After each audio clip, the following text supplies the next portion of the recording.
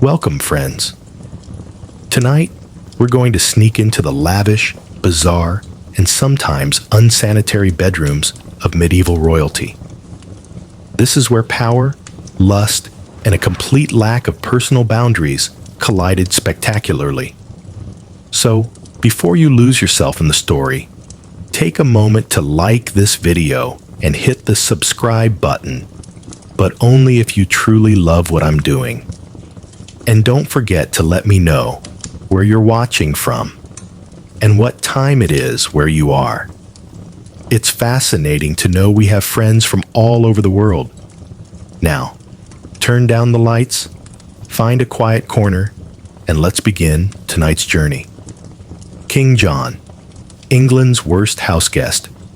King John of England, nicknamed Lackland, and unofficially dubbed the worst houseguest in English history, is best remembered for being forced to sign the Magna Carta, losing the Duchy of Normandy and most of his ancestral lands in France, and somehow still finding time to be outrageously promiscuous with most of the nobles' daughters. John's reign from 1199 to 1216 was a masterclass in what not to do as a king. Politically, it was a disaster. He went to war with King Philip II of France and lost spectacularly, forfeiting lands his father and brother, Richard the Lionheart, had fought to hold. He clashed with Pope Innocent III to the point that all of England was placed under an interdict, meaning no baptisms, marriages, or burials could be performed in churches for years. Personally, it was even worse. John didn't just steal mistresses, he stole their families. He was notorious for abducting noble women, imprisoning them in royal castles like Corfe or Windsor, and entertaining them until they were either married off for political gain or conveniently forgotten. His favorite tactic for breaking powerful families wasn't war on the battlefield. It was war in the bedroom. He seduced the wives of his barons, alienating the husbands, and then used their humiliation to impose crippling taxes or confiscate their lands. It was brutally effective. One of the most famous victims was Matilda de Braos, whose husband was a former ally of John. When the de Braos family couldn't pay a massive debt, John hunted them down. Matilda and her eldest son were captured and starved to death in Windsor Castle. This was the kind of cruelty John reserved for those who dared to cross him. Historians were so disgusted by John's behavior that even medieval chroniclers, who usually glossed over witch trials and torture sessions, felt compelled to write that he was not restrained with women and did not abstain from the wives and daughters of any man. For the Middle Ages, that meant he made Christmas parties extremely awkward. At one point, John was said to have up to 30 mistresses at official functions. That's not romance. That's a human resources issue. Many nobles complained directly to the crown that John was abusing their hospitality, a polite way of saying he slept with everyone, including the serving staff and possibly the family goat. His promiscuity wasn't just about lust. It was a tool of power, a way to assert his dominance over his subjects. His behavior was so bad that it became one of the key causes of the First Barons' War and the signing of the Magna Carta in 1215. It wasn't just about taxes or war. It was because half the barons were afraid to leave their wives at home alone during royal visits. One baron, Eustace de Vesey, whose wife was pursued by John, became one of the king's mortal enemies. Another baron refused to meet with John unless his entire family was locked up first. That's 13th century diplomacy for you. Yet, in true royal fashion, John never saw a problem. He considered himself irresistible. There's no evidence for this beyond his own letters. But when you're king, delusion comes standard. He was famously suspicious, paranoid, and prone to violent rages, but could also be charming and generous when it served his purposes.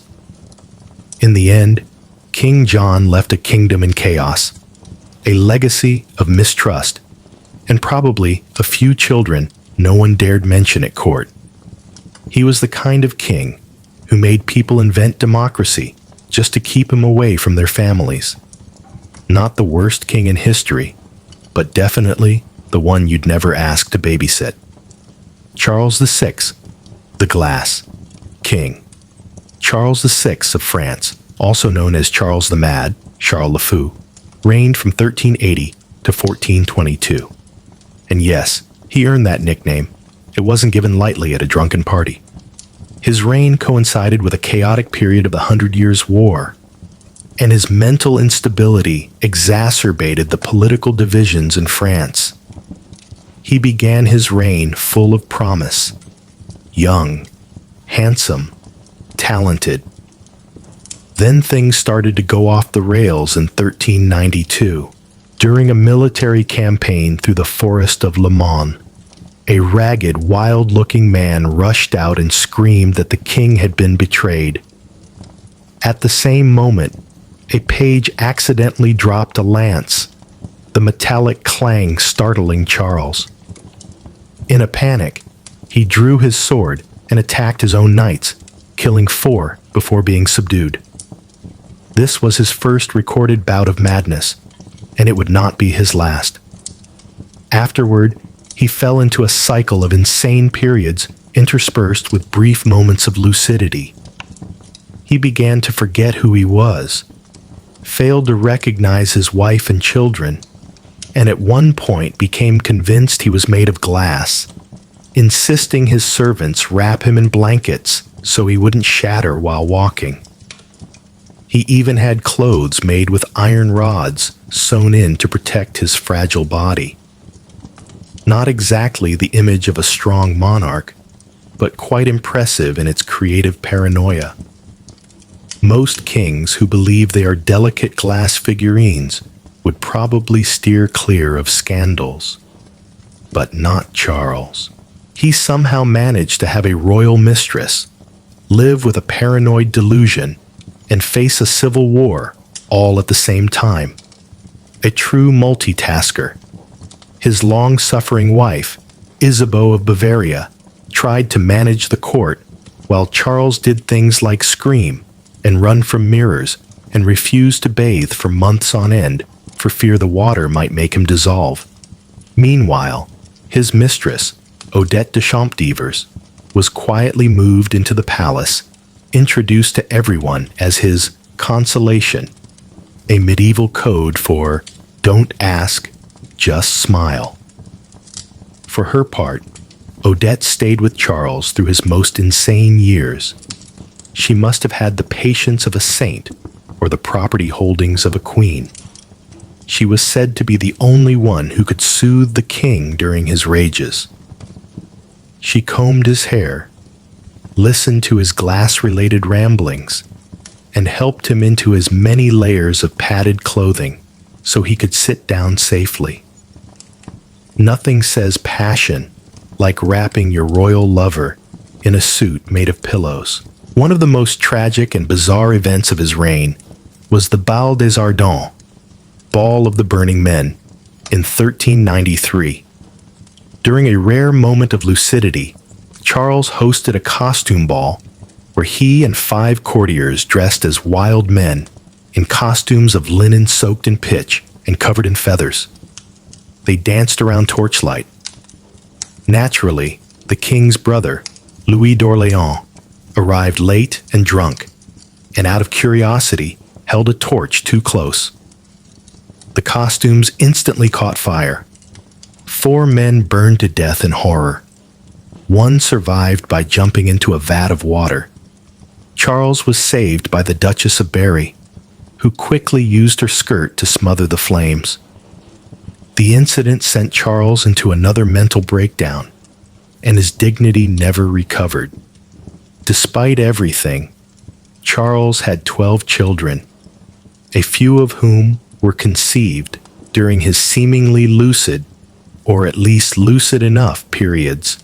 The royal chronicles don't specify if he remembered their names, but it's safe to assume that naming a child anything other than made of glass was discouraged. Charles's madness created a power vacuum, leading to a bloody conflict between two noble factions: the Armagnacs, supporting his brother Louis d'Orléans, and the Burgundians, supporting his uncle Philip the Bold. This civil war severely weakened France, allowing King Henry V of England to invade and win a decisive victory at the Battle of Agincourt in 1415. Charles VI ruled France to the brink of ruin. But more impressively, he turned mental illness, royal scandal, and medieval pyrotechnics into a single tragicomic package. And somehow, they still let him wear the crown. Peter the Cruel, homicidal romance. Peter the Cruel, Pedro el Cruel, of Castile, also known as Peter the Just, Pedro el Justiciero, depending on whether you were on his side or hiding under the floorboards from him, reigned from 1350 to 1369. His idea of romance was a strange mix of royal charm, obsessive jealousy, and the occasional politically inconvenient murder. His early love life wasn't exactly Shakespearean. He fell for a noblewoman named Maria de Padilla, whom he may or may not have secretly married. The secret part was key, mainly because he was also being married off to other women for political alliances, which made things a bit awkward. One of those women was Blanche of Bourbon, a French noblewoman whom he married and then locked in a castle 3 days later. She spent the rest of her life in prison because Peter decided Maria had better hair. Or maybe he just didn't like Blanche's accent. Either way, it was an aggressive form of ghosting. Blanche's death in prison was later attributed to Peter's orders, causing an international scandal and souring relations with France. Meanwhile, Maria became his lifelong obsession. Even when he was married to other women, she remained his favorite. When she died of the plague in 1361, Peter was said to have wept for days. A year later, he summoned the Cortes, the council, and declared that Maria de Padilla had been his one and only legal wife, and that their marriage had taken place before his marriage to Blanche. This wasn't just to confuse everyone. It was to legitimize their 4 children, especially his son Alfonso, his heir. But Peter's passion didn't stop at unannounced annulments and royal kidnappings. He was known for loving fiercely, which wasn't poetic, just dangerous. One of his mistresses, Doña Juana de Castro, was tricked into marrying him while he was still involved with Maria. After a few days, he abandoned her too. Peter's cruelty to the women he claimed to love was second only to the cruelty he showed his enemies. He had many political rivals executed, including his own half-brother, Fadrique Alfonso. He was also accused of murdering several political enemies, cousins, and the occasional person who made eye contact at the wrong time. Contemporary accounts mention that Peter sometimes watched executions from his balcony while relaxing with a mistress. That's not a charming psychopath. That's an HBO villain with poor impulse control. But even with all the tragedy, the Castilian court was never boring. Rumors spread faster than wine, and Peter's relationships blurred the lines between passion and vendetta. His romantic gestures included surprise weddings, surprise divorces, and the occasional surprise stabbing. Ultimately, his cruelty led to a protracted civil war. His half-brother, Henry of Trastamara, led a rebellion against him with French support. The war ended in 1369, when Peter was lured into a trap. During a direct confrontation, the two brothers wrestled, and Henry stabbed Peter to death.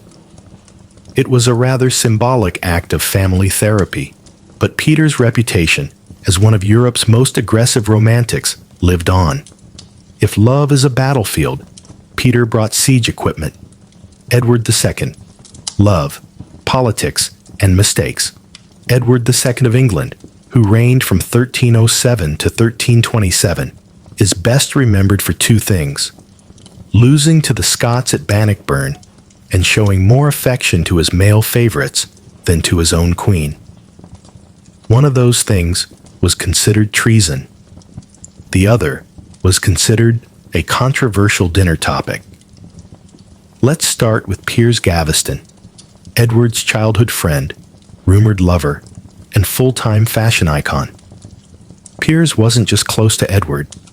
He was elevated to ridiculously influential positions, given lands, titles, and jewels that, frankly, didn't match any of his outfits.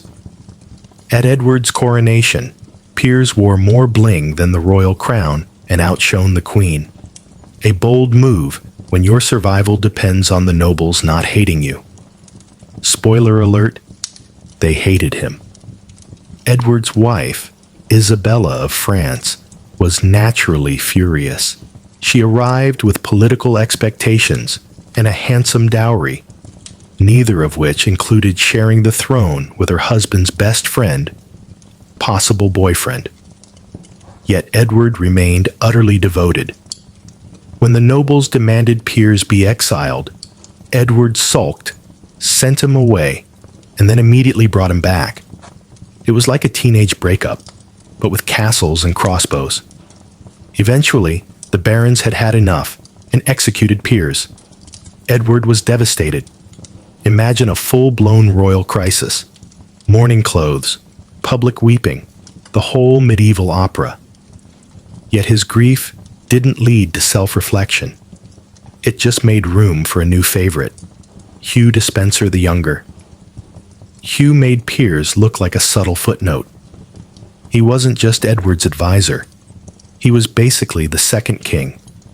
Lands, titles, entire counties. Hugh had it all.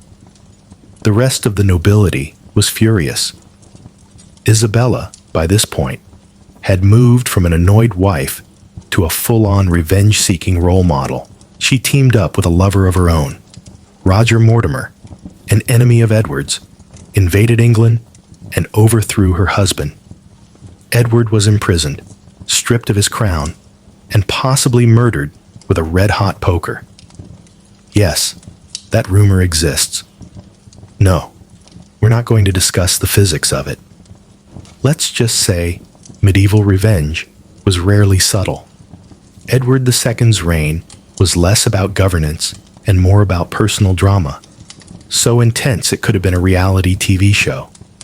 If the Plantagenets had Netflix, his season would have been banned in 3 countries. His mistake: mixing politics with passion, ignoring everyone else, and assuming royal power meant no one could touch him.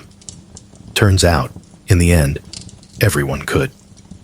Wenceslaus, the drunken king. Wenceslaus of Bohemia reigned in the late 14th century.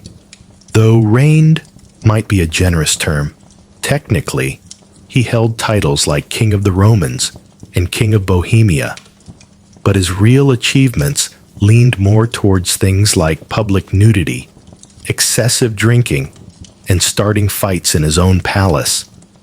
If you're thinking of good King Wenceslaus from the Christmas Carol, wrong guy. That was his ancestor. This Wenceslaus was not good, not even vaguely kind. He started promisingly, crowned as a teenager, intelligent, multilingual, and competent. But somewhere along the way, he decided the royal wine cellar was more useful than the treasury, and started ruling from the bottom of a goblet. Wenceslaus was famous for hosting multi-day drinking sessions, where policy decisions were made between rounds of mead and inappropriate limericks. His advisors started carrying flasks, not to drink, but to survive negotiations. At court, debates often ended with someone flipping a table or being challenged to a duel with a breadstick. He also developed the charming habit of running amok in the castle, sometimes in the middle of a meeting. One chronicler recorded Wenceslaus issuing royal decrees completely naked, except for a sword belt. His justification: clothes are for cowards. It's hard to argue with that kind of logic when the man wearing the crown also has a longsword and no pants. Romantically, he favored barmaids, laundresses, and the occasional noble's wife, though he seemed more interested in their beer recommendations than their feelings. Affairs weren't scandals at his court. They were practically job interviews. One noble accused him of seducing his sister. Wenceslaus shrugged and offered him a drink. Eventually, the Holy Roman Empire decided they'd had enough of his royal vodka and stripped him of his title as King of the Romans, a polite way of saying, "You're fired, but we'll pretend it's for political reasons." Even his own brother called him useless, untrousered, and generally unconscious. Yet Wenceslaus somehow managed to reign in Bohemia for decades. His people tolerated him the way one tolerates a loud uncle at a wedding, with eye rolls, careful seating arrangements, and a lot of wine. In the end, he left a shaky kingdom, a flooded wine cellar, and a royal legacy best summarized as, he reigned as if every day was his last bender. Henry VIII, the divorce expert. Henry VIII of England is what happens when unchecked power meets unchecked hormones. He reigned from 1509 to 1547 and spent most of that time either getting married, getting divorced, or getting mad at the Pope for not supporting his questionable dating decisions. You've heard the rhyme: divorced, beheaded, died. Divorced, beheaded, survived.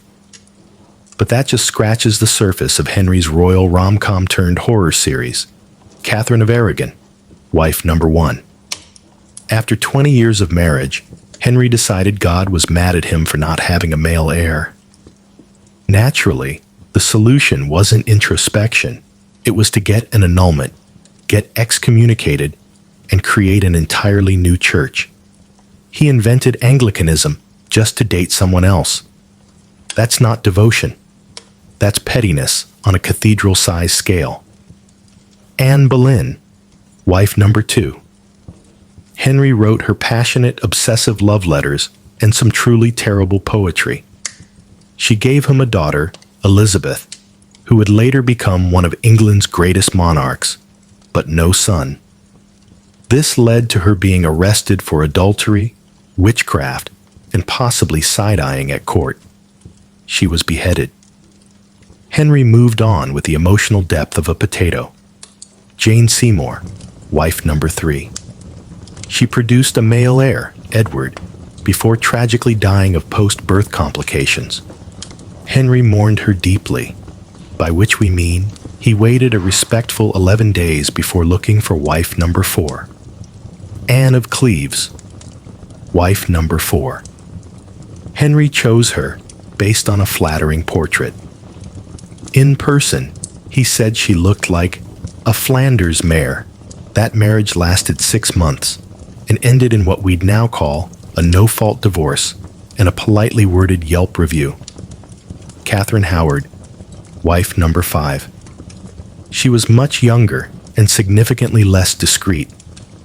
She was executed for adultery, though frankly, it's hard to blame her. Being married to Henry at that point meant dealing with gout, paranoia, and a man who could barely walk, but still insisted he was a gift to women. Catherine Parr, wife number 6. She wisely outlived him by being literate, patient, and excellent at dodging accusations. By the time Henry died, he had bankrupted England, eaten half its livestock, and turned the royal court into an opera where more heads rolled than wedding rings. In short, Henry VIII loved fiercely, ruled even more fiercely, and left a string of tragedies so legendary it's still being turned into musicals. Francis I, the dashing king, Francis III of France, who reigned from 1515 to 1547, was the living embodiment of the Renaissance. Cultured, charming, sophisticated, and completely incapable of keeping his pants buttoned. To be fair, he was a great patron of the arts. He invited Leonardo da Vinci to France, built magnificent palaces, and helped turn France into a cultural powerhouse. But while the painters were painting and the poets were rhyming, Francis was busy seducing anything with a pulse and a title. His court was famous, or perhaps infamous, for its luxury, but also for being a kind of state-sponsored dating app. He employed ladies of the bedchamber, a term that should have meant handmaidens, but really meant a short list of romantic candidates. Entire political alliances were derailed because Francis accidentally slept with an ambassador's wife. And this wasn't quiet, subtle adultery. Francis was loud about it. He once declared to foreign dignitaries that French kings were expected to be great lovers, which sounds noble until you realize it's coming from a man who treated treaties and mistresses with the same level of commitment, which is to say, temporary. His most famous affair was with Françoise de Foix, a noblewoman who became his official mistress. She was witty, educated, and probably the only woman who could openly mock him and survive. Eventually replaced, because of course, followed by Anne de Pisseleu-d'Ailly, a woman whose name sounds like a medieval inside joke, and whose political influence was matched only by her ability to outlast the competition. Even his enemies couldn't help but notice. Holy Roman Emperor Charles V once described Francis as more dangerous in the bedroom than on the battlefield. He meant it as an insult. Francis probably took it as a compliment, and somehow, between the affairs, the parties, and what can only be described as diplomatic flirtation, Francis still managed to rule effectively. Though his wars were expensive and his taste in women was even more so, the man was nothing if not enthusiastic. His reign was a whirlwind of silk, scandal, and stale perfume. Francis then wasn't just a king. He was France's most charming historical liability, and frankly, he wouldn't have had it any other way. Alfonso X, the Shadow Queen. Alfonso V of Castile reigned from 1312 to 1350, and he had one major hobby besides ruling a kingdom, ignoring his wife as publicly and lavishly as possible. His poor, politically strategic wife was Maria of Portugal. Noble, well-connected, and unfortunately, not Leonor de Guzman, the woman Alfonso actually cared about. Leonor was a Castilian noblewoman with a sharp mind, 11 children, and enough influence to basically run the court herself. And unlike Maria, she didn't need a crown to feel important. She just needed Alfonso's complete and shameless obsession. Most kings have mistresses. Alfonso made his mistress a shadow queen. He built Leonor palaces, gave her lands, took her everywhere. Meanwhile, Queen Maria was left to sit alone at royal events, like an unwanted decoration, while Alfonso made googly eyes across the hall at his +1, who wasn't even trying to be subtle. To make matters worse, or better, depending on your tolerance for medieval soap operas, Leonor wasn't just a lover. She was politically active, negotiated treaties, was respected, and had children as if it were her full-time job, which frankly, it was. Alfonso refused to pretend Maria mattered. In fact, he only spent time with her once, and that was purely for diplomatic purposes. Afterward, he retreated to Leonor's residence like a man allergic to marital obligations. This did not please Maria's father, who happened to be the King of Portugal. At one point, international relations grew so tense that a war nearly broke out. Imagine your in-laws being so angry they consider military retaliation over your mistress. But Alfonso didn't care. He continued to parade Leonor around court like a royal trophy, and probably would have continued forever if the Black Death hadn't killed him in 1350. That's right, it took a literal plague to end his affair. After Alfonso's death, Queen Maria finally had her moment. She had Leonor imprisoned and executed in a move historians call revenge, and most of us would call extremely fair. Alfonso's reign may be remembered for its military victories, but let's be real. His true legacy is as one of the most publicly whipped kings in medieval history. Philip IV, the False Beauty. Philip IV of France, also known as Philip the Fair, and no, not in the personality sense, reigned from 1285 to 1314. His nickname came from his handsome looks, which unfortunately did not translate to good behavior. On the surface, Philip was pious, serious, and all about moral reform. On the inside, he was running a kingdom like it was a very tense reality show, complete with betrayals, secret trials, and a healthy dose of double standards, especially in the bedroom. His most notorious scandal was the Tour de Nesle affair, a medieval sex scandal so messy it could have been written by HBO. It all started when Philip's daughter, Isabella, yes, the same one who would later overthrow Edward II of England, noticed that her sisters-in-law were getting a little too friendly with some knights. Suspiciously friendly, like exchanging identical gifts and having secret rendezvous in towers. Isabella snitched to Philip, who launched a royal investigation with all the subtlety of a sledgehammer. Two of the princesses, wives of Philip's sons, were found guilty of adultery and publicly imprisoned for years. Their heads were shaved, their titles stripped, and their reputations utterly ruined. The two knights involved were tortured, flayed, and executed in the public square, because nothing says moral leadership like turning a family matter into a medieval horror film. Now, here's where it gets interesting.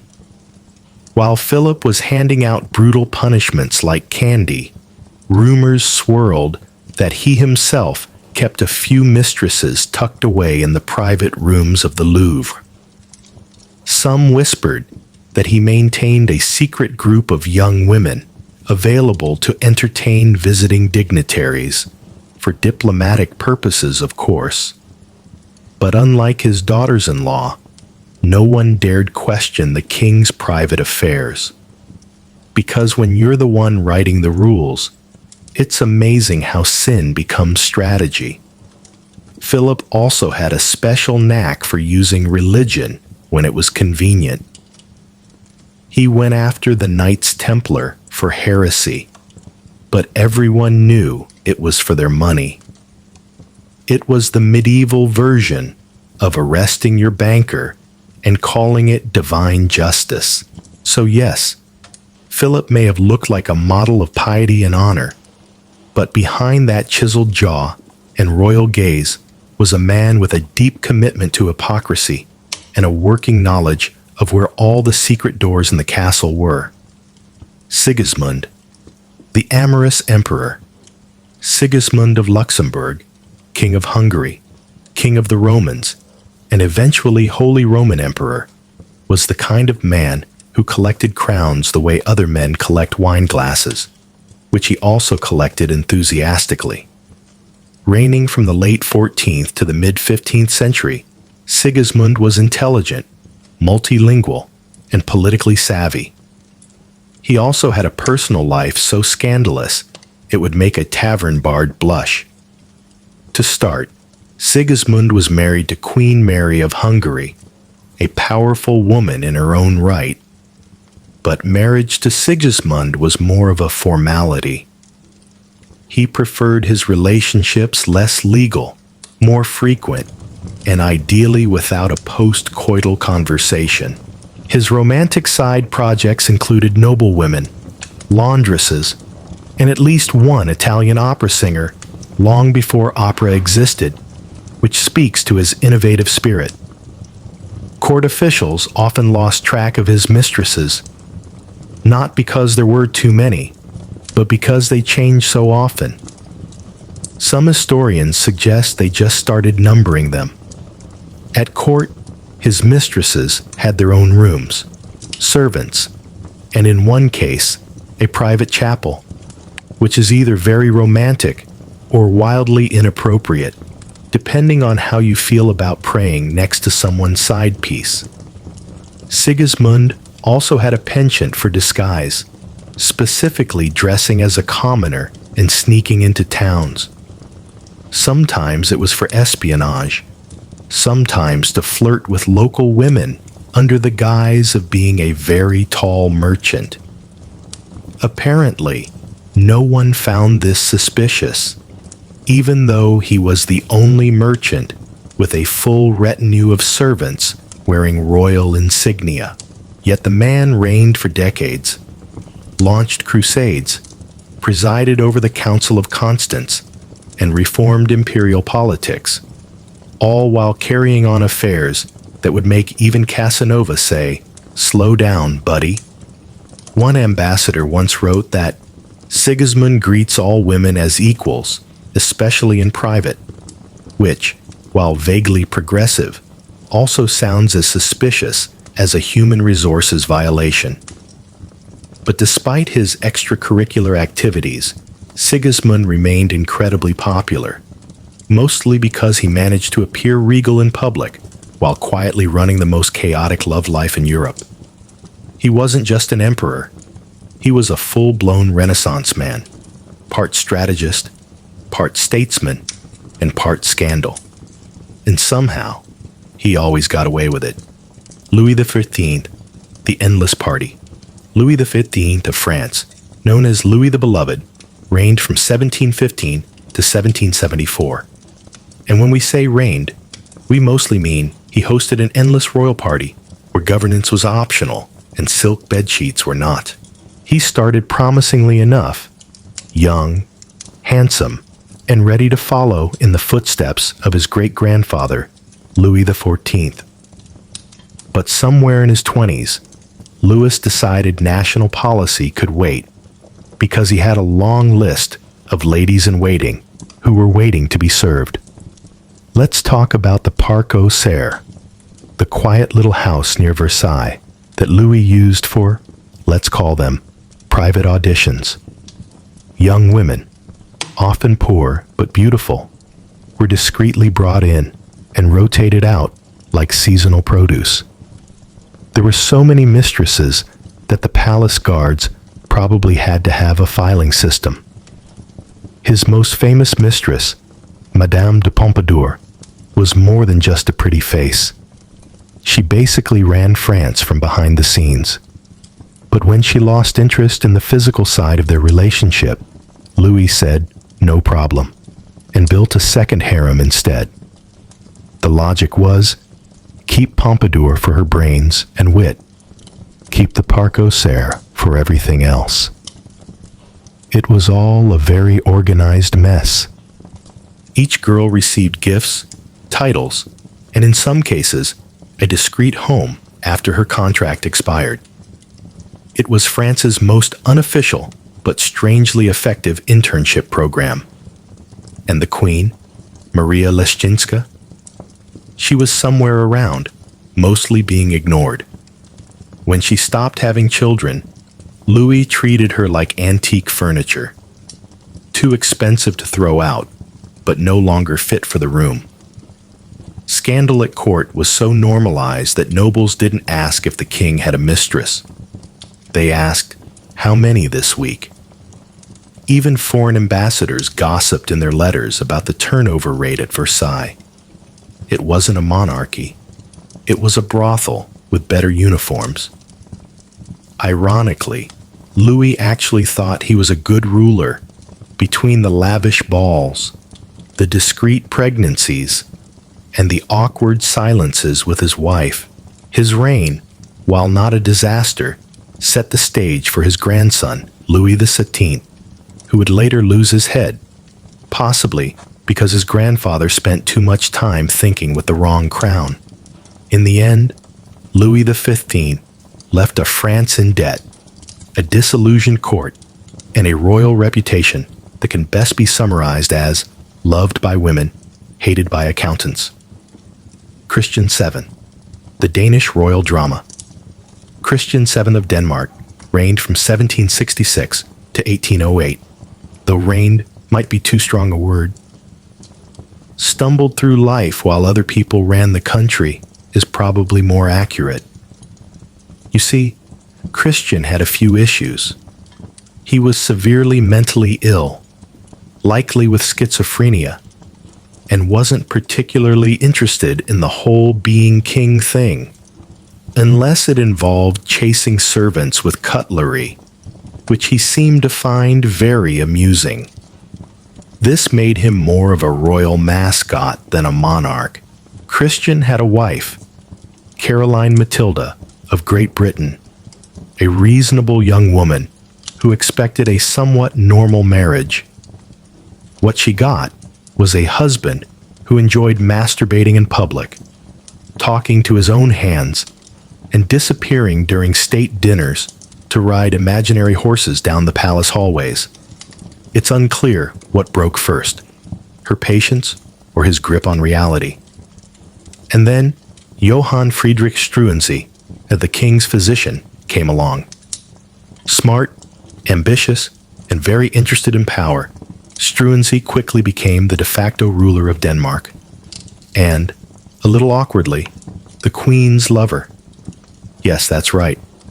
Caroline Matilda went full soap opera and started an affair with her husband's doctor. And the king either didn't notice or didn't care. Struensee wrote laws, signed decrees, and kept Christian busy with puppet shows, games of make-believe sword fighting, and gentle nudges away from sharp objects. It was probably the only love triangle in history where one corner was just muttering to himself in the background. Caroline and Struensee even had a child together, who was the king's on paper, but definitely not his in practice.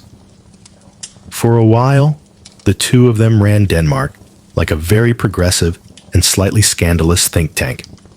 But royal courts are rarely peaceful places. Eventually, Christian's jealous stepmother found out about the affair and orchestrated a coup. Struensee was arrested, tortured, and executed rather dramatically, while Caroline was exiled with her reputation in tatters. As for Christian, he went back to being a gently supervised liability, spending the rest of his reign in a well-padded silence. His reign is remembered less for its accomplishments and more for its sheer absurdity. A king who ruled nothing, a queen who tried her best, and a doctor who tried a little too hard. History calls it a constitutional crisis. We call it Europe's weirdest love story. Charles II, the Merry Monarch. Charles II of England, who reigned from 1660 to 1685, returned from exile with a clear agenda: bring back fun, preferably with as many mistresses as possible. Spoiler alert, mission accomplished. After surviving a civil war, hiding in oak trees, and living in poverty on the continent, Charles returned to England as king and immediately decided the nation needed less Puritanism and more clothing-optional ballroom dancing. Parliament reluctantly agreed. Nicknamed the Merry Monarch, Charles had dozens of official mistresses, and those are just the ones we know about. His most famous flame was Nell Gwyn, a sharp-witted actress who once called herself the Protestant whore, just to distinguish herself from all the other mistresses. Frankly, that's iconic branding. Then there was Barbara Palmer, Countess of Castlemaine, who was less a mistress and more a palace fixture. She was openly kept in royal apartments and had numerous children with Charles, all of whom were given titles and land because nepotism is more fun when it's flirty. Charles didn't even pretend to be discreet. He brought his mistresses to court events. He paid them government pensions. He even had a corridor built at Whitehall so they could get to his bedchamber without bothering the ambassadors. Efficiency. Thy name is Charles. Queen Catherine of Braganza, his long-suffering wife, endured it all with silence and probably a flask. She was barren, and Charles was reported to have said, "She can bear no children, but she has never given me any trouble," which is both a compliment and a red flag. Charles had at least 14 illegitimate children and acknowledged most of them, giving them dukedoms and lavish birthday parties. Meanwhile, the legitimate line remained childless, as if karma had a sense of humor. Despite the scandals, Charles was beloved. He reopened the theaters, legalized fun, and restored the monarchy with flair, wigs, and more eyeliner than his actresses. The people forgave him everything, mostly because he made the monarchy look like a party. When he died, his last words were, "Let not poor Nellie starve. Not God save England. Not tell my brother to rule wisely. Just feed the mistress." And that, my friends, sums up Charles II, a king who reigned as if he were hosting the season finale of The Royal Bachelor. Eric XIV, the mad poet. Eric XIV of Sweden reigned from 1560 to 1568. A short reign, but long enough to leave a legacy of paranoia, poetry, and utterly disastrous dating choices. Eric started promisingly enough. Tall, handsome, a lover of astronomy and the arts. The kind of king who could write you a love sonnet and then explain planetary orbits over dinner. He was also obsessed with astrology, so he rarely made a decision without consulting the stars first. Unfortunately, the stars never told him to calm down. Eric had a thing for noble women, but not in a subtle, whispering in the garden kind of way. He proposed to Queen Elizabeth I of England multiple times, and she repeatedly turned him down. Politely, then firmly, then with complete silence. Eric didn't get the hint, and even sent portraits of himself as gifts, which was the 16th century version of sliding into someone's DMs with a shirtless selfie and a marriage contract. After being ghosted by Elizabeth, Eric set his sights lower in rank, but not in enthusiasm. He fell for Karen Monsdottir, a commoner and the daughter of a prison guard. This scandalized the nobility, which only made Eric more determined. He married her, crowned her queen, and then spent the next 5 years having mental breakdowns, imprisoning nobles, and stabbing people he thought looked at her funny. His most infamous moment, the Stura murders, was a casual dinner party that ended with Eric personally killing a nobleman with a dagger while screaming things that made his courtiers wonder if the astrology had finally broken his brain. By this point, he was hearing voices, hiding from invisible enemies, and occasionally going in disguise to spy on his own council. The nobility staged an intervention, which in royal terms means they locked him in a castle and crowned his brother. Eric spent the rest of his life in prison, writing bizarre love poems to Karen, occasionally rambling about conspiracies, and probably regretting stabbing that guy in the middle of dinner. Sweden learned a few things from Eric's reign. Always check your dinner guests for hidden daggers. Avoid kings who write their own horoscopes.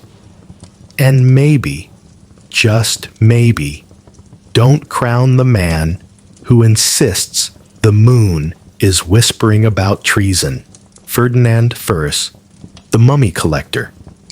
Ferdinand I of Naples, also known as Ferdinand of Aragon, reigned from the mid-15th century and brought with him a rare blend of charm, brutality, and a hobby that would make most people cancel their dinner plans immediately.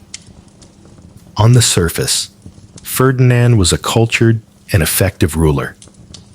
He stabilized his kingdom, balanced the budget, and put down rebellions with impressive speed. But his leadership style leaned heavily towards friendly dictator with a dash of psychological warfare. Case in point was his approach to enemies. Most kings exiled traitors. Some imprisoned them. Ferdinand, he preferred to stuff them. Yes, human taxidermy. After executing rebellious nobles, he had their bodies embalmed and displayed in a private museum under his castle.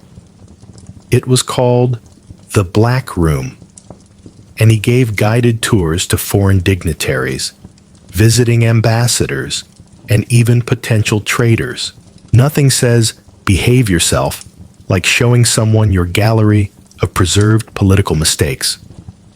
He was said to take great pleasure in describing each corpse by name, crime, and expression. Some were posed mid-scream. Others had nameplates.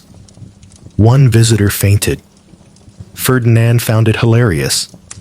If TripAdvisor had existed, the reviews would have been 5 stars, deeply disturbing, would not return without a sedative. Now, when he wasn't curating Europe's creepiest gallery, Ferdinand had a romantic reputation that was just as questionable. He had countless illegitimate children, many of whom mysteriously appeared with titles and land. His official queen was just one of many women, and it's suspected that Ferdinand viewed marriage more as a suggestion than a rule.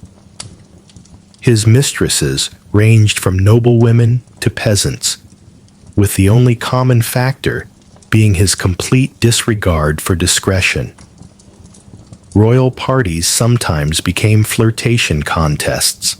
One ambassador noted that Ferdinand never dines without sampling from many dishes, both politically and otherwise. Yet, despite all this, Ferdinand was beloved. His people admired his strength. The nobles feared him, and visiting enemies, after seeing the Black Room, quickly lost their appetite for rebellion. He reigned for decades, died in his bed, and passed the kingdom to his, more or less, legitimate heirs. Ferdinand's legacy: a stable kingdom, a terrifying basement, and the firm understanding that some kings build alliances, others collect warning signs in glass cases. The Knights Templar, a tragic epic. The humble beginnings. The year is 1119. The dust of the First Crusade still clings to the broken stones of Jerusalem. Christian pilgrims are flocking to the Holy Land, believing the sacred city is now safe. But outside the city walls, it is chaos. Bandits stalk the roads. Muslim raiding parties attack caravans, and travelers are massacred or sold into slavery. The dream of Christian safety in the East is crumbling. That's when a knight named Hugues de Payens, along with 8 companions, made a vow. Not to a king, not to a lord, but to God. They pledged to protect Christian pilgrims with their lives, not just as soldiers, but as monks. They took vows of poverty, chastity, and obedience. No wives, no gold, no land, just a horse, a sword, and their faith. They called themselves the poor fellow soldiers of Christ and of the Temple of Solomon. A long name, yes, but that last part was crucial because King Baldwin II gave them quarters on the Temple Mount, on the ruins of Solomon's Temple. From this holy ground, they took their name, the Knights Templar. For 9 years, they remained a small, unofficial group, underfunded and dangerously dedicated. They lived as beggars, borrowing armor, sharing war horses, training like madmen. But they were disciplined, devout, dangerous, and their reputation began to spread.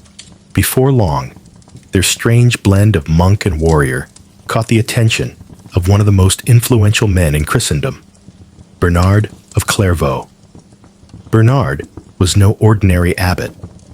He was a spiritual rock star. When he spoke, popes listened, and he saw something holy in these men. At the Council of Troyes in 1129, he helped draft the official Templar rule, a rigid monastic code infused with military purpose. He praised them as the new knighthood, a holy elite who fought not for glory, but for God.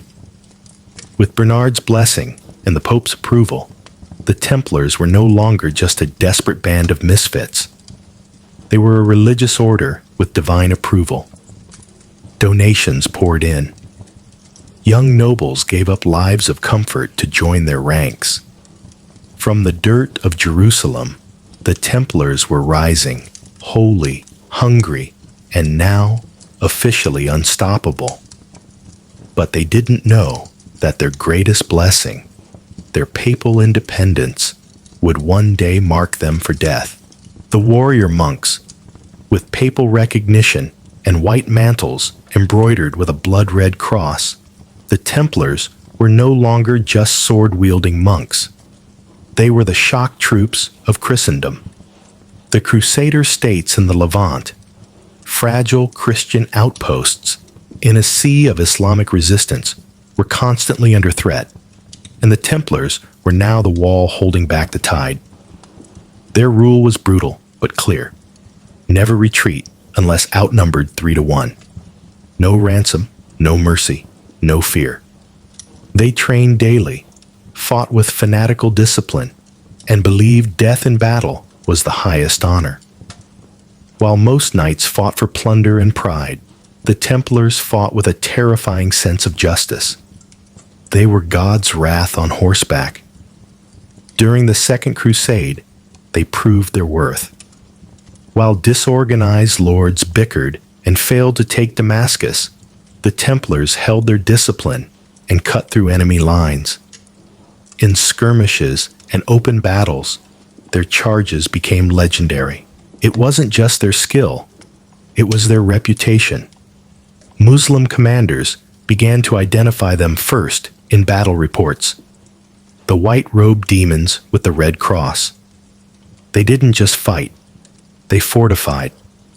Across the Holy Land, the Templars built an iron network of castles and outposts. Safida, Tortosa, and the mighty fortress of Bagras. These were not decorative residences. Templar castles were militarized strongholds with thick walls, booby-trapped gates, and water systems designed to withstand sieges for years. When armies fled, the Templars stayed to buy time or die. But their loyalty was not to kings, not to emperors, only to the Pope. And that made them a rare breed, one that rulers both admired and feared. A king could not command them. A baron could not bribe them.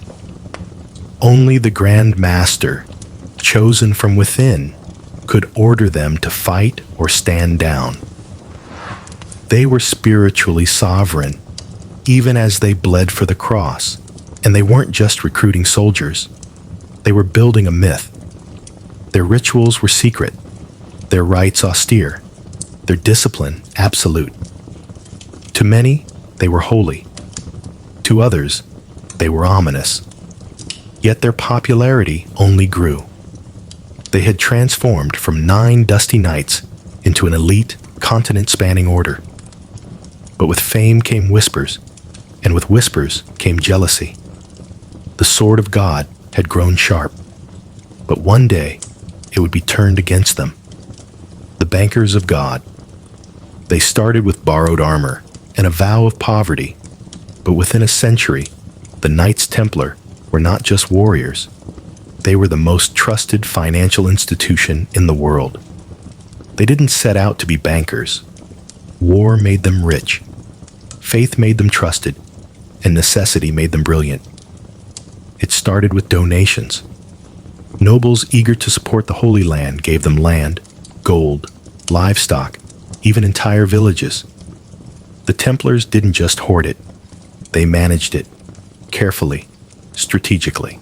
They built commanderies across Europe, agricultural estates run like efficient businesses. Everything was accounted for: grain, cattle, taxes, tithes. A monk in England could send funds to support a battle in Jerusalem within weeks. That kind of reach was unheard of. Then came the banking system. A nobleman traveling to the Holy Land no longer needed to risk carrying a chest of coins. He could deposit money with the Templars in Paris, receive an encrypted letter, and withdraw the same amount in Acre. It was one of the earliest forms of international banking. The Templars charged modest fees, kept meticulous records, and never defaulted. They became the Swiss banks of the medieval world, centuries before Switzerland even existed. Their clients: kings, queens, bishops, and merchants. They guarded the French royal treasury, managed papal finances, funded crusades, ransomed prisoners. In some cases, they even loaned money to the very kings who would later try to destroy them. The Templars didn't flaunt their wealth. They wore no silk or gold. Their churches were simple, their vestments humble. But beneath that austerity was an empire of ledgers, vaults, and armored wagons, an invisible hand that touched nearly every economy in Europe. Yet they refused to call themselves bankers.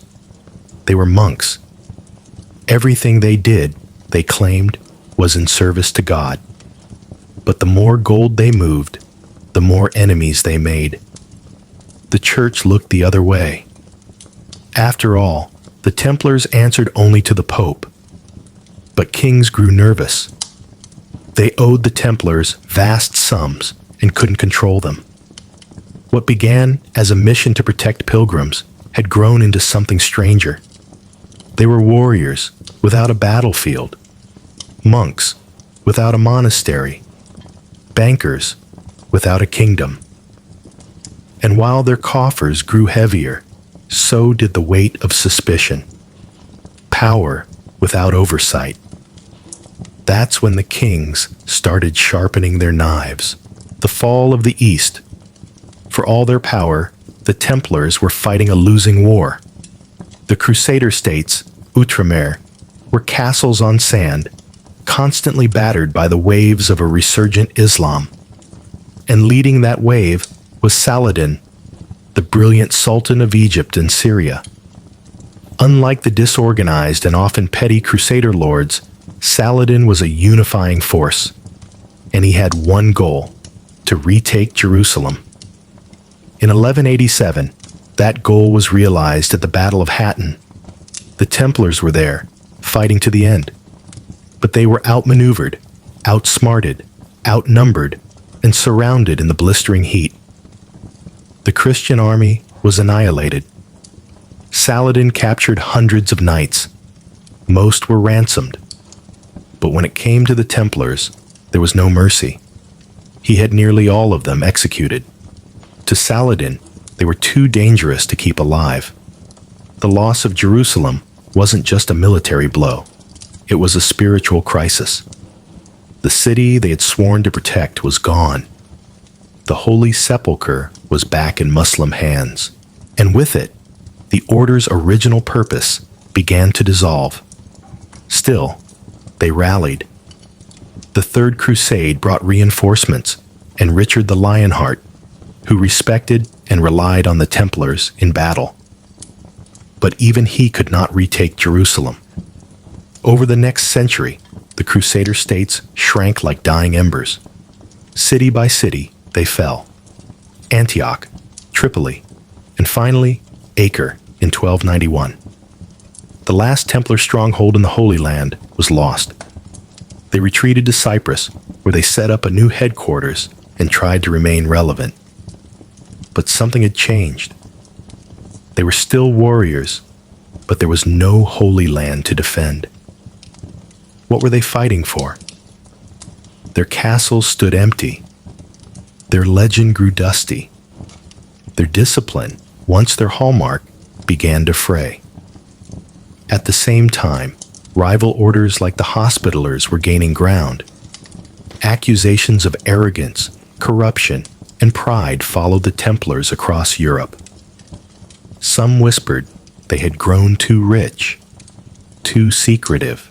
Others said they were hoarding relics, dangerous ones. The East had defined them, forged them, broken them. And now, without it, the Templars were adrift. They still had their wealth, their network, their aura of power. But they had lost the one thing that made them essential. A sword without a war, a brotherhood without a crusade. And in that vacuum, powerful enemies were watching. The king's greed. At the dawn of the 14th century, the Knights Templar were still rich, still feared, and still powerful. But for the first time in their history, they were also becoming irrelevant. The Holy Land was lost. There was no crusade on the horizon. They had become a military order without a war, a religious order without a clear mission, and a financial powerhouse that answered to no king. And that made them a target. No one eyed them with more suspicion or greed than King Philip IV of France, known as Philip the Fair. He wasn't called fair for his sense of justice. He was drowning in debt, bankrupted by wars with England and Flanders. And the Templars, they were his creditors. He had borrowed vast sums from them to fund his armies and hold on to his throne. But Philip didn't like being in debt, especially to men he couldn't control. Worse, the Templars were politically independent. They answered only to the Pope, not to the crown. They owned land in France, but paid no taxes to the king. They had their own fortresses, their own courts, their own army. To Philip, they were a dangerous state within his state, untouchable, unmovable, and unbearably rich. So he started to plot. Philip's propaganda machine went to work. Rumors spread that the Templars worshipped idols, spat on the cross, practiced obscene initiation rites. There was no proof, just whispers. But in an age of superstition, whispers were enough.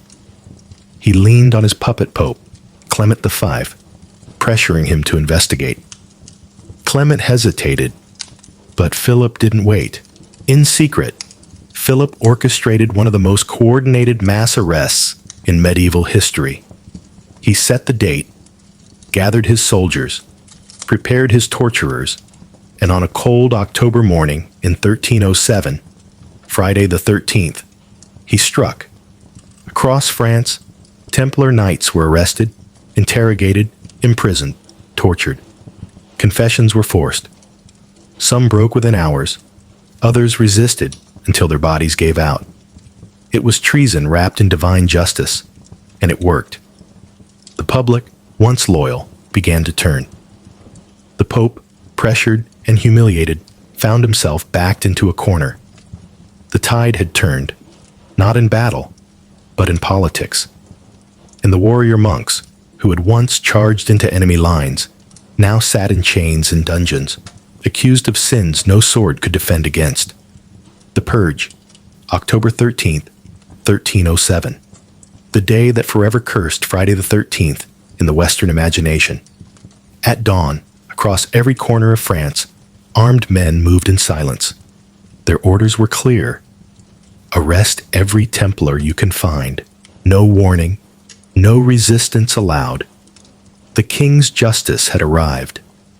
With swords drawn and warrants sealed in secrecy, thousands of knights were dragged from their beds, some in full armor, others at prayer. Grand Master Jacques de Molay was arrested in Paris, betrayed by the very kingdom whose royal treasury he had once protected. Across cities and countryside, Templar commanderies were raided, their vaults broken, and their libraries seized.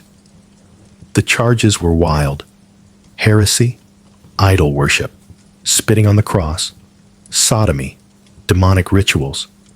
Most were completely fabricated by Philip's lawyers, but in an age of fear and religious fanaticism, it didn't have to be true.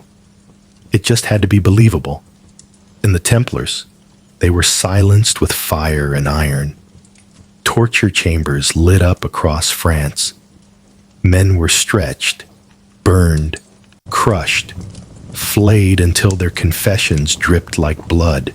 They admitted to anything their interrogators wanted: that they had denied Christ, that they worshipped a severed head named Baphomet, that they kissed each other in secret rituals. Under unbearable pain, even Grand Master de Molay confessed, then later recanted.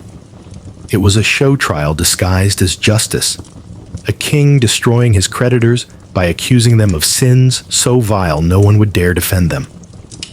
Pope Clement V was humiliated. He tried to intervene, but Philip had moved too fast, too ruthlessly. Backed into a corner, Clement ordered his own investigation. Other countries like England and Spain hesitated. In many cases, the charges were dismissed, or the Templars were released. But in France, the conviction machine rolled on. Philip seized their assets, though much of it had mysteriously vanished. Some whispered the Templars had moved their treasure. Others claimed it was never found. Still others said the real treasure wasn't gold, but knowledge, secrets, holy relics, the Holy Grail, the Ark of the Covenant.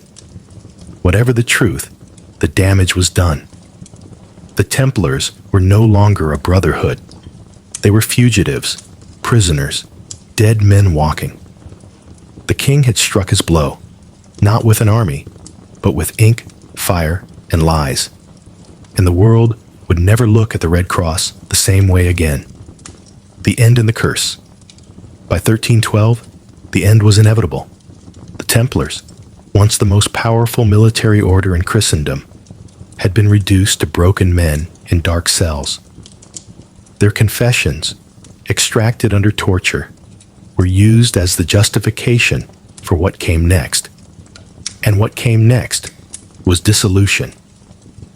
Under intense pressure from King Philip IV, Pope Clement V officially disbanded the order at the Council of Vienne in March 1312. The papal bull, Vox in Excelso, stripped them of their titles, their property, and their very identity. Officially, the Knights Templar no longer existed. The Holy See claimed it was an act of mercy, not a conviction, but a necessary step to prevent further scandal. In reality, it was a political execution cloaked in ecclesiastical robes. The order's property was transferred to the Knights Hospitaller, but not all of it made it there. Much of the Templars' vast wealth, their treasure, their ledgers, and their rumored relics simply disappeared. Some claim it was hidden. Others believe it was quietly absorbed by Philip's treasury. Either way, the Templars' vast financial empire vanished like smoke, leaving only questions. but the final act had yet to play out. In 1314, Grand Master Jacques de Molay, who had endured 7 long years in prison, was led to a scaffold in Paris. He was to be executed along with Geoffroy de Charnay, another high-ranking Templar. Both had recanted their confessions, insisting to the end that the order was innocent, and for that defiance, they would be burned at the stake. They were tied to a pyre on a small island in the Seine. As the flames rose, de Molay shouted through the smoke, calling on God to judge those who had condemned him. According to legend, he cursed both King Philip and Pope Clement, declaring they would die within a year. And they did. Clement died of illness within a month. Philip followed later that year, suddenly and without warning. Some whispered it was divine justice. Others called it coincidence. But the legend took root. The Templars had died cursing their killers, and heaven had listened. With that, the last true voice of the Knights Templar was silenced in fire. Their story ended not in battle, but in betrayal, torture, and flame. Yet even as they were erased from the map, their legend was just beginning to take root. The legend. The fires that executed the Templars went out, but the embers of their legend burned hotter than ever. With the order disbanded, their castles seized, and their leaders executed, it seemed their story was over. But a strange thing happened. Instead of fading from memory, the Templars transformed from disgraced monks into eternal symbols of mystery and power. The secrecy that once protected them now fed the rumors. What happened to their treasure? Where were their scrolls, their relics, their sacred knowledge? Some believed the Templars spirited away the Holy Grail before their arrest. Others whispered they had hidden the Ark of the Covenant or protected the bloodline of Jesus himself. There was no proof, only ghosts. But in the medieval world, ghosts were enough. The myth of their underground survival began to spread. Though officially disbanded, many former Templars quietly integrated into society. But others, legend says, went underground, forming hidden brotherhoods, preserving their rituals and relics in silence, biding their time. Centuries later, those stories morphed into myths. The Templars were credited or blamed for everything, from building Gothic cathedrals to founding the Freemasons. They appeared in books, games, movies, sometimes as heroes, sometimes as villains. Dan Brown's The Da Vinci Code made them guardians of a holy bloodline. Assassin's Creed turned them into a global cabal, pulling the strings of civilization. Their fall became a cautionary tale of unchecked power. They became a symbol of a mighty institution brought down not by an external enemy, but by greed and fear from within. Today, their image is more myth than man. But myths shape memory. And the memory of the Knights Templar, brave, flawed, betrayed, reminds us that history is not just written in victories. Sometimes it's etched in ash. So the next time you see a red cross on a white field, remember it was once worn by men who believed they were doing God's work, until politics, ambition, and fear decided otherwise. And in that clash of steel, gold, and fire, their legend was born. Notre Dame de Paris, a story in stone. The Dream, 12th century. In 12th century Paris, the world was changing. Trade routes were expanding, universities were rising, and the church was flexing its power like never before. And at the heart of this rising city was a dream made of stone. That dream belonged to Maurice de Sully, the Bishop of Paris. He proposed a cathedral so grand so inspiring it would dwarf everything around it. A monument not just to the Virgin Mary, but to the power and glory of the Catholic Church in France. This would be no Romanesque fortress like those before it. It would be something new, something radical, something Gothic. In 1163, that dream began to take shape. According to tradition, Pope Alexander III himself laid the first stone. Construction began at the eastern end, the sanctuary and the apse. This was no ordinary building project. It was a multi-generational commitment. Stonemasons, blacksmiths, and carpenters set to work. Each block was laid by hand. Sons inherited chisels from their fathers. Generations passed with Notre Dame still rising, slowly, gloriously, on the Parisian skyline. The rise, late 12th century. As the 1170s passed, Notre Dame rose, not as a structure, but as a symbol. The architecture was revolutionary. Thinner walls, higher ceilings, pointed arches drew the eye and the soul upward toward heaven. But perhaps the most radical idea was light. Unlike the dim Romanesque churches of the past, Notre Dame was built to shine. Huge stained glass windows began to appear, filtering colored light into sacred geometry. As the walls rose, a problem emerged. Weight. The stone ceilings pushed outward. That's when the builders did something revolutionary. They used flying buttresses. These were external stone arms, arching from the upper walls to sturdy piers, propping up the cathedral from the outside. They looked as delicate as limestone lace, but they were engineering genius, allowing Notre Dame to become a structure of air and light. The face, early 13th century.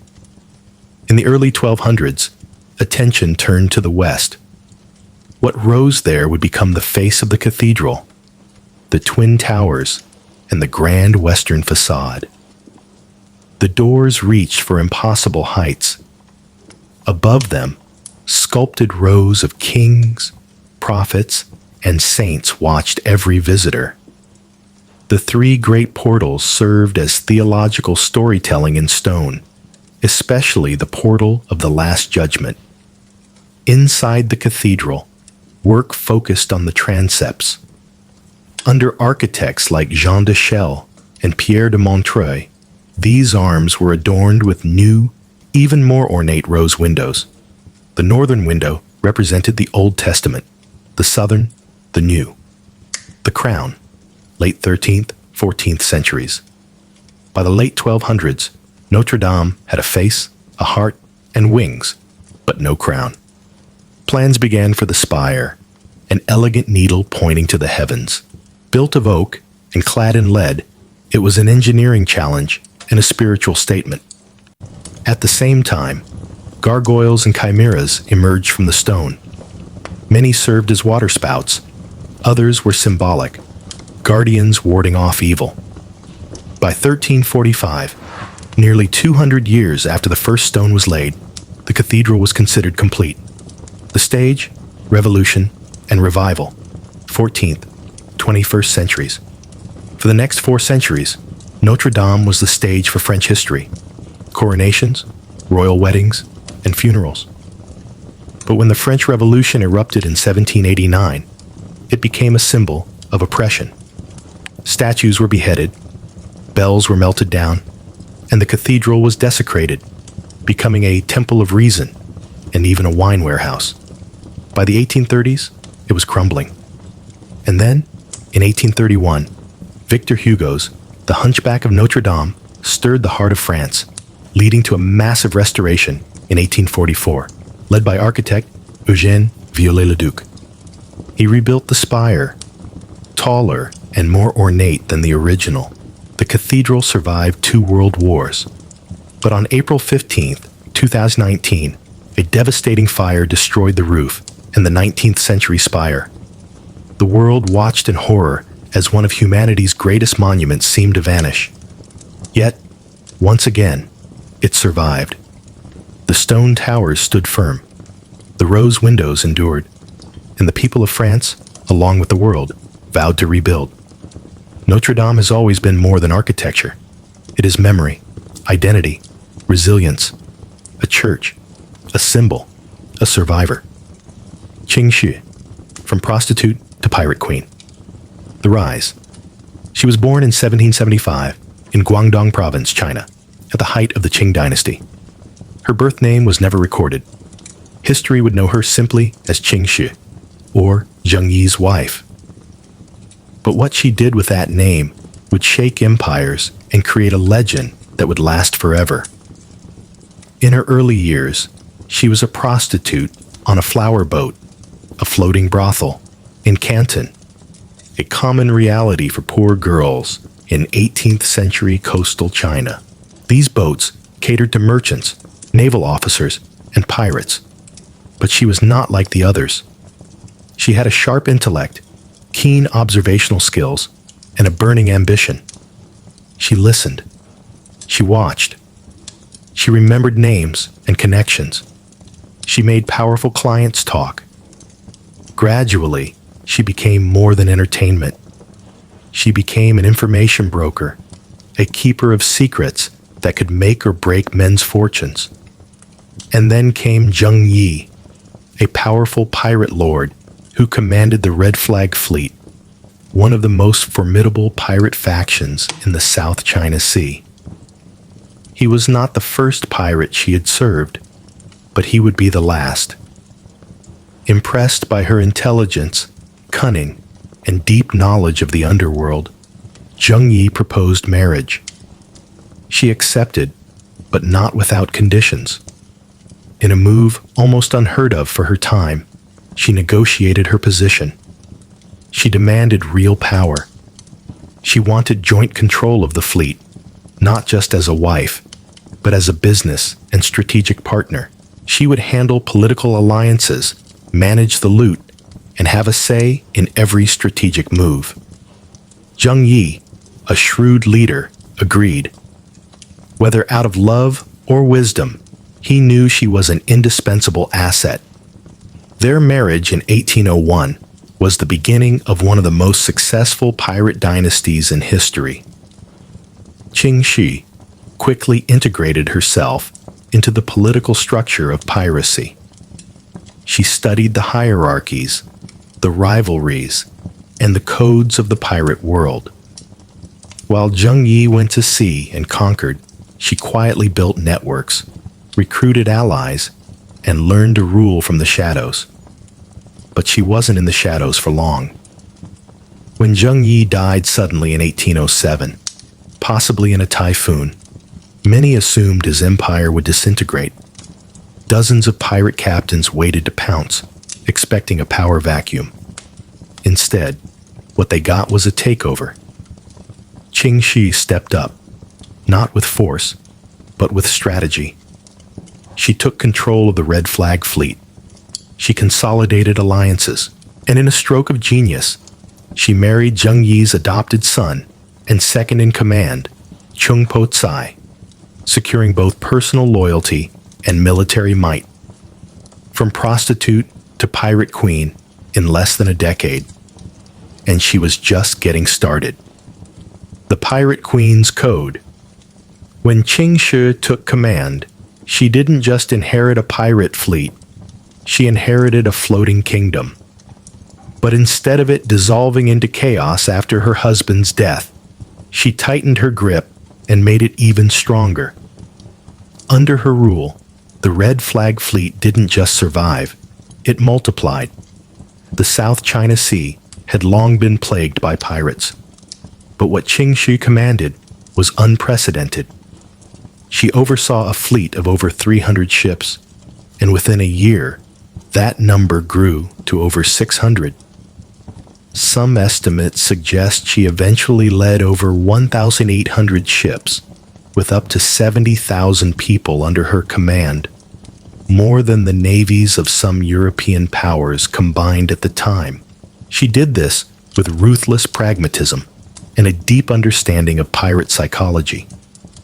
She maintained power not just by force, but by creating a system that bound her captains to her. She established a strict iron code that governed every part of pirate life: loot, loyalty, discipline, and punishment.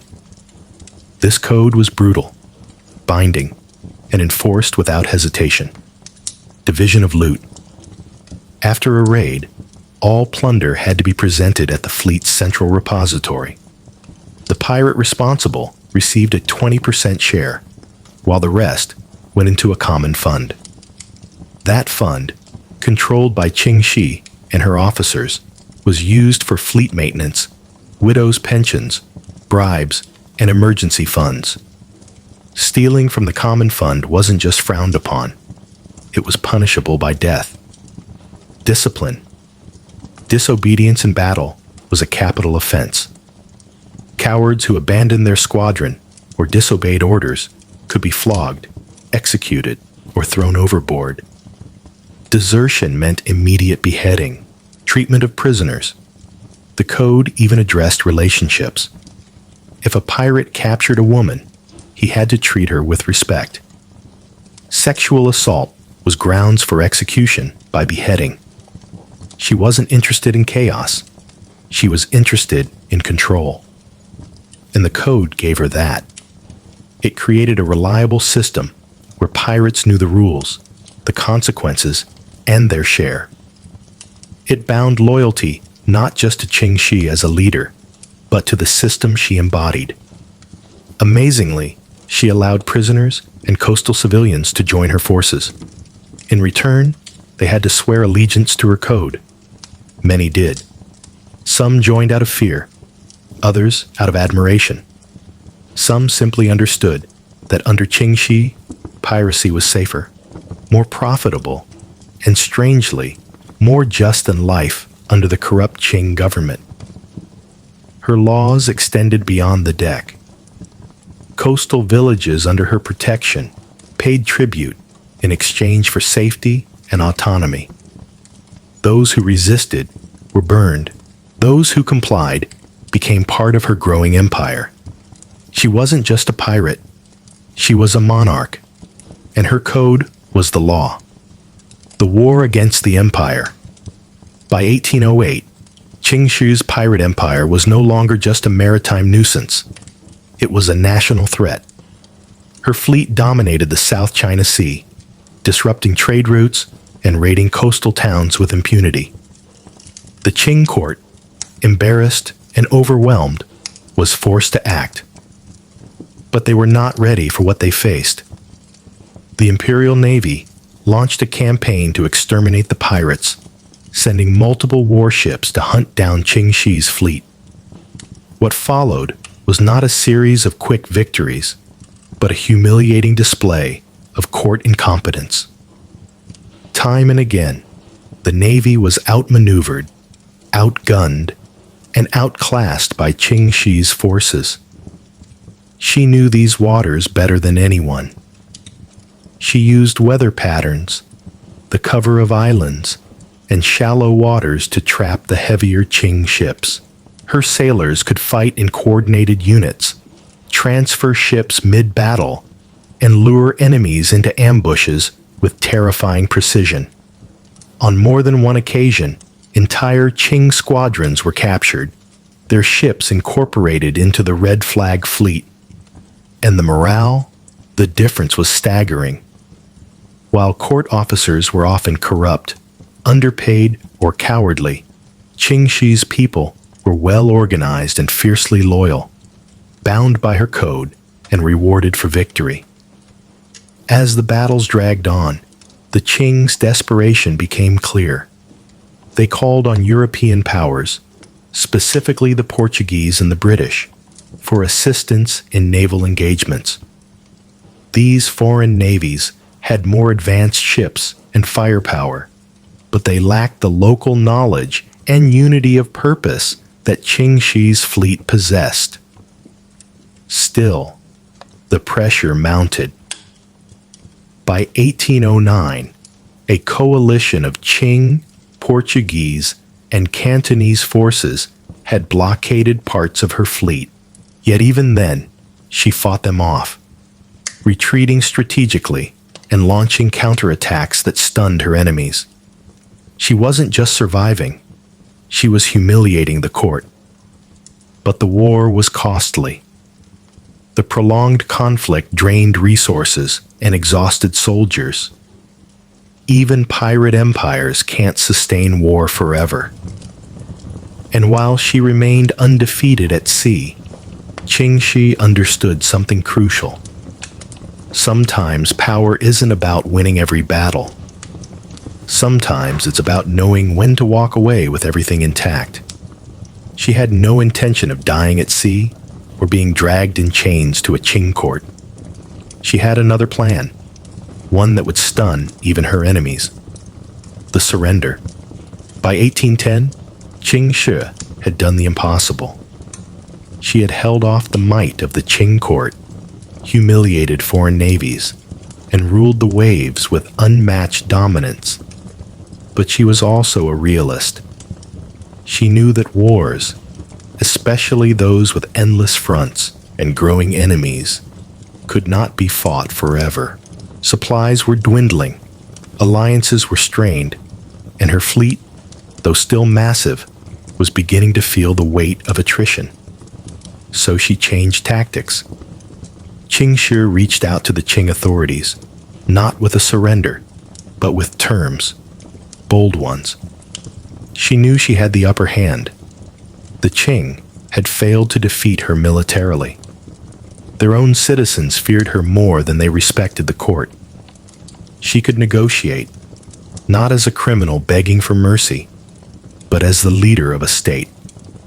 She went personally to Guangzhou on her own ship, surrounded by armed guards, proudly flying the flag of the Red Flag Fleet.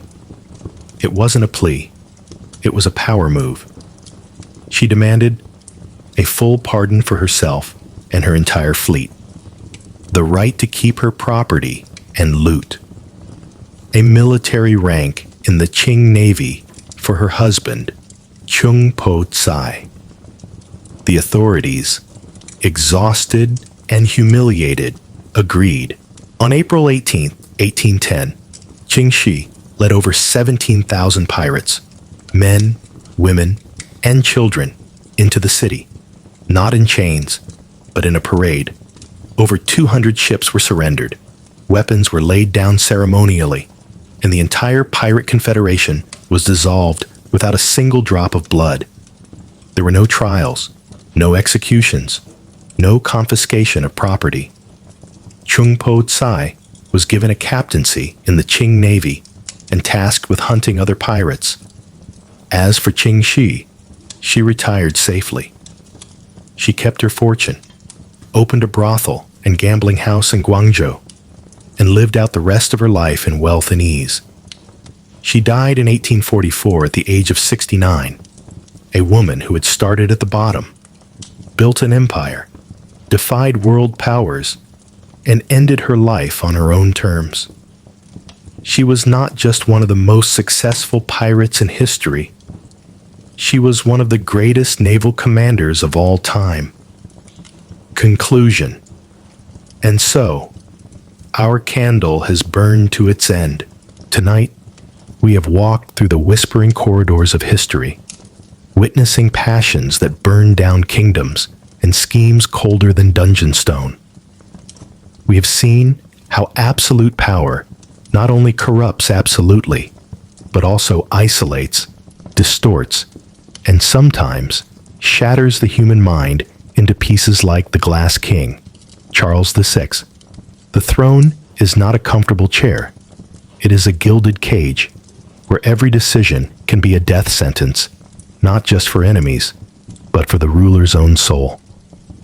We have seen love, that most sacred emotion, twisted into a weapon in the hands of Peter the Cruel, into a fatal political mistake by Edward II, and into an endless series of tragedies by Henry VIII. The fire of their passions did not warm. It consumed. It burned wives, lovers, and ultimately their own legacies, leaving only the ashes of broken marriages and severed lineages. They proved a bitter truth. When a king loves, the whole kingdom holds its breath. We have also seen the masks. Philip the Fair, with his saintly facade, enforced brutal justice on his own family while hiding his own secrets. Louis XV, the beloved, presided over an endless party while his kingdom rotted from within. They teach us that the face of power is rarely the true face. Behind the tapestries and solemn ceremonies are calculations, desires, and a hypocrisy that can bring down an empire. But amidst the stories of fall and decay, we also saw unexpected legacies sprout from the most barren ground. From the tyranny of King John, a seed of liberty was sown, the Magna Carta, a document that would shape Western law for centuries. And amidst the chaotic reigns of kings, anonymous stonemasons patiently erected Notre Dame, a work of faith and art that has outlasted both kings and revolutions, a testament to how beauty and resilience can outlive even the most powerful. And then, we saw legends born from the ashes. The Knights Templar, destroyed by greed and politics, did not die completely. They were reborn as an immortal myth of lost treasure and hidden secrets, haunting our imagination forever. And on the distant waves of the South China Sea, Qingxi wrote her own legend, not with royal blood, but with intellect, ruthlessness, and an iron will. She proved that power is not always inherited. Sometimes it must be seized from the hands of fate, even if you have to start from the bottom of society. These stories, whether bizarre or tragic, remind us of one thing. Behind the crowns, the robes, and the noble titles, they were just people. People with desires, fears, and mistakes amplified on a historical scale. The throne does not change human nature. It only exposes it for all the world to see. The door to the castle's darkness is now slowly closing. The whispers have fallen silent. The ghosts have returned to their slumber. Thank you for joining me on this journey tonight. I hope these stories bring you dreams, perhaps a little strange, but full of reflection. Good night.